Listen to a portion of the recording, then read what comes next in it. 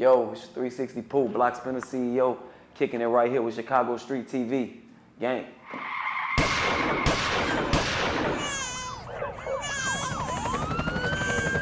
I had to shake them niggas off me, now niggas salty, had to treat that clown. You can't come around, had to shut him down. I wonder where he be at now. Just know nothing changed, nigga, you ain't gang, and when I see you, I need that crown. Let's stay focused though. Niggas was sneak this and they was throwing punches, I was doing the rope-a-dope.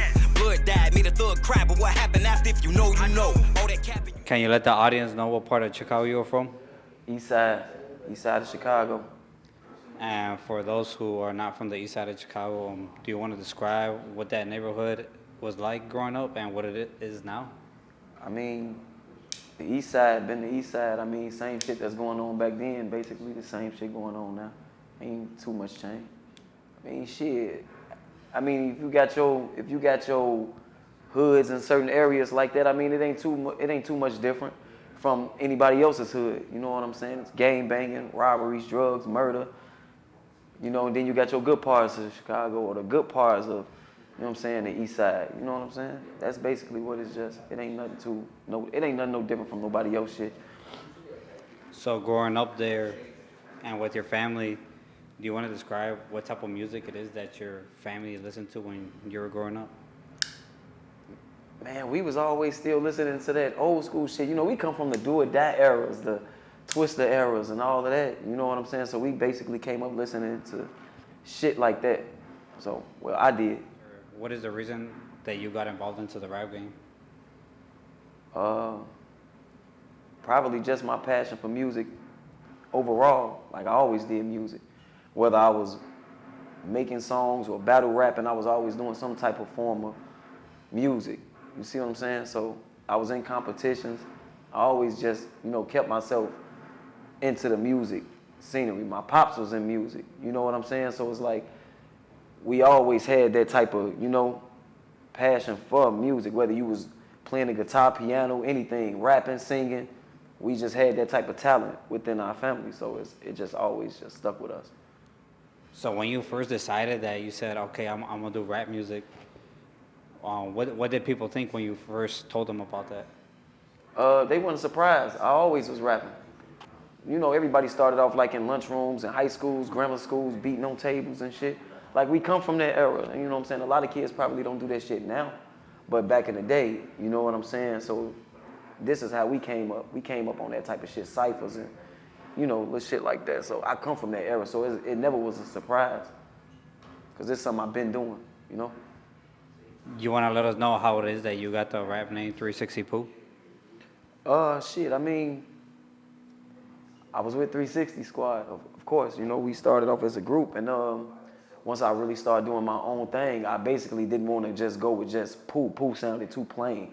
I'm just like that. I don't know, it just was, and kind of soft, even though, I mean, but, you know, this was around the time when they had like the Montana 300s and everybody was this, that. So I'm like, man, shit, this is the perfect thing to put, you know what I'm saying, 360, and you know what I'm saying? So I'm going back and forth with it. I'm Poo 360, 360 Poo. I'm trying to see which one had a good ring to it. And I just went with the 360 Poo, and I just ran with that. So you mentioned that you first started with 360 Squad. Do you want to talk about how it is that you met them and how it is that how you became part of them? Damn, that shit was so long ago. I think that was with Big Body or K5. Man, I don't know, but I just know they called me, we talked, and they was telling me what was going on and how they wanted to start. Oh man, I'm trying to pick up that motherfucker. But anyway, that they wanted to start a group and shit. And I was with it, you know, and shit, we just went from there and took care of the business part of it, and the rest was history. Shit, we started doing our own thing. So looking through your catalog, I did see that you work with FBG Duck. Can you let us know how y'all linked up and what it was like for you guys to work together? Okay, well, back, I'm a backtrack. Back then, I was with the 360 Squad. You know, they was doing a lot of songs with Billionaire Black. So it was the videos. Of course, if you go back, you can see that. But with me, like, I'm the type of person I want to stand out. I'm like, no, it wasn't nothing against Billionaire Black. I just wanted to do something different. So I knew that him and Duck was cool. Like, I knew that they fucked with each other. But you gotta mind you, I'm from over east. I don't know shit about what's going on their end. Like, so I don't know. I don't know who FBG Duck is. I just hear Billionaire Black. I just know names. But me and Zack TV had a real good relationship. We worked out together and everything. So I remember when we was working out and shit, and I asked him, I'm like, hey, let me ask you a question. He's like, what's up? I'm like, if you had a chance to do a song with somebody, who would you do it with? I'm like, Billionaire Black or FBG Duck? He instantly dropped the weights. Boom, FBG Duck. I'm like, for real? I'm like, damn, I never heard a song this nigga put out. I'm like, damn, okay, cool.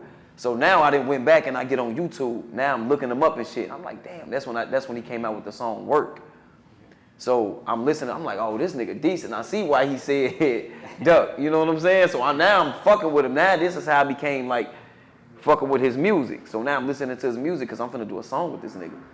So now I'm just going off the fact that Zack said that's the right choice to do. I've never heard his music before. So now I'm getting put on to him. So after that, we got in contact with each other. I actually paid for that shit. You know what I'm saying? We paid for it like on my end, because this is around the time I started doing my own thing. You get what I'm saying? So we paid for that, and Video Man did the song. He came to the studio. He came to the studio with us and recorded that. Damn. And we knocked that shit out. And the rest was, shit. The motherfucker did numbers. Did you expect the song to be as big as it became? Kind of, I did, and then kind of, no. You gotta understand, when I first came out, I came out with Homicide. Homicide did 10,000 in 2 days. Damn. You get what I'm saying? That was my first video. Yeah. And it did 10 bands in 2 days. So I already knew, you know what I'm saying? Yeah. I needed that extra. And then I had a good relationship with Gangsta Boogie. Shout out to Gangsta Boogie. You know, back then, Gangsta Boogie had the wave. He shut some shit, everybody gonna know. So if you gang banging, nigga, oh, you gonna be known after this, after Gangsta Boogie share your shit. You know what I'm saying? So when he took that shit and he started fucking with me, he shared that shit went crazy. That's when everybody just on that motherfucker, whether they like me or they didn't like me, it was like, it don't matter, as long as you watching type shit. So that's how I took that, but yeah, and it took off from there. Was Homicide your first video that you did, like solo? Yeah, Homicide was my first solo video. Did you expect that to be as big as it became, like you said? No. After that 10,000 in 2 days, I'm like, oh, okay. And man, nobody knew who the fuck I was. You know what I'm saying? We got De Niro Film. Shout out to De Niro Film. That's my partner still to this day. He shot the video, and I look up. That bitch was 2 days later. I was sitting at 10,000. That motherfucker was just growing. I also saw that you work with Bo Deal. You want to talk about how that came to be about? Bo Deal, that's the big homie. Bo Deal, the real nigga, man. Bo Deal kind of like the only nigga that is like, he still tapped into the trenches. He still fuck with the streets. And that's why he can go a lot of places that a lot of niggas can't go. You get what I'm saying? So it's like, I reached out to him. He ain't wasting no time. I got you.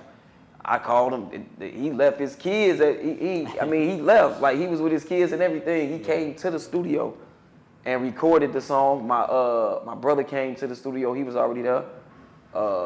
He knocked out the hook and shit. We knocked it out. Got the video done and shit. He pulled up Dolo. Did it, shit.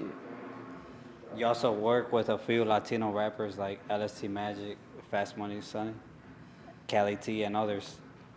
Do you ever get or face any criticism for working with Latino rappers? Nah, hell no. For what? When I came to the rap scene, I was with Latino niggas. So it was expected. It's like when I came, it's like you got to be used to it. If that's how I came in, it's like it's no surprise to nobody. Like, you know what I'm saying? Especially when you're from Chicago, you know. And since you've been in the rap game for a few years now, has the police or just in general of that nature ever tried to like specifically target you, or they now know you just because of your music? Yeah, yeah. Like, do they say something about it? Yeah, they say something to me all the time. I had one that just kept fucking with me over east. I guess he was just patrolling that area. He was a white shirt too. Every time he see me, he knew my car and everything. He'd just pull me over for the fuck of it, just to talk shit about a video, music, and little dumb shit and be like, you ain't got nothing in the car, nigga, hell no. And he'd just laugh and get in his car and he'll pull the fuck off, shit. But he used to fuck with me a lot. But it wasn't like he was on no bullshit. He used to do little funny shit. Yeah. So, yeah. Have you ever been locked up to Cook County Jail? Have you ever been shot at? Yeah. Do you want to describe a story of any of those? Shit, I got shot at just like any regular motherfucker get shot at. Motherfucker got shot at. Shit. It ain't like ain't no action-packed movie shit happened. Motherfucker blew me down. Shit. You know, it was what it was. Shit. When you go through something like that, for people who never been through it in a situation like that, do you want to describe like what it is like? I mean, were you like just hanging out, this happened, like what goes through your mind after that happens? Don't get shot. Shit. The fuck? Make sure you ain't shot. Shit. That's all you, man. Motherfucker just gotta make sure they ain't hit. That's the first thing anybody gonna think when, you know? Motherfucker make sure they ain't hit, then they ain't good like that shit. You want to let us know what was your first tattoo that you have ever gotten and at what age? Man, you know what's so crazy? When I was a kid, I carved a tattoo. I carved poo in my arm with a stapler on some weird shit. Yeah, but that was it. And then I just had a bunch of other shit that I was just, you know. Well, how old were you when you did that? When I did that? Yeah. Damn, how old I was? My mama ain't even know. I was that young. Like I was fucking like 13. Okay. You know what I'm saying? Like, did some stupid shit like that. I damn could have got my shit chopped off. For any kid who's watching this that is thinking about wanting to join a gang, is there anything or any advice that you want to tell them? Gang, nah, yeah, nigga, I got kids. Why? You know what I'm saying? Shit, that shit ain't cool. Like, I'm trying to get the perfect word for it. I don't fucking, you know what I'm saying? Don't nobody, that shit like a lifestyle. Like, it ain't even considered gang banging when it's a lifestyle. You know what I'm saying? The niggas that ain't really like that is gang banging because they doing that shit for protection or some other shit. Like, it's a difference from a nigga that's gang banging and some shit just a lifestyle. Ain't no gang banging. Like, who the fuck gang bang? Like, no, nigga, it's just a lifestyle that this motherfucker living and you living. Just like it ain't no difference between a square ass nigga and a cool ass nigga. Just a plain Jane ass nigga. He ain't got a gang bang or nothing. Sometimes niggas just hoopers. I know niggas that play basketball that'll beat you the fuck up. Being in the gang don't give you no superpowers. You know what I'm saying? A lot of these niggas rotating off numbers anyway. So it's all watered down these days anyway. Ain't nobody gang banging like that no more. You get what I'm saying? So it's like, man, please. You got your own niggas. Behind 90% of murders, it's a nigga that know you. So That's true. who the fuck gang banging? You know what I'm saying? Like, niggas is getting backdoored. It's the niggas you with. You just get with some good niggas and pray don't nothing happen to you. You know what I'm saying? It ain't about that shit no more, man. This ain't the 80s and 90s, man. Niggas don't give a fuck about that shit no more. Motherfuckers is getting niggas up out the way. It don't matter who the fuck you is. Over bitches, over money, over anything. Like, that shit don't mean shit. You want to let us know what is your top 3 favorite Mexican restaurants? Fuck. You know what? I fuck with Kakulas on 87th and Commercial. I know a lot of motherfuckers might slay me in this shit if they fired me. I don't get no fuck what niggas talking about. But after them, it gotta be, I shouldn't be saying these little spots because niggas be trying to sit up there and wait up there or take they bitch to the spots because I be saying some lit spots. So it gotta be Federales downtown. You look at you, yeah, you shaking your head. You know that spot fire if you ain't been there before, but yeah. Federales, and it ain't really too many I go to. I go to certain places and I just go there forever. You know what I'm saying? I don't be just trying shit.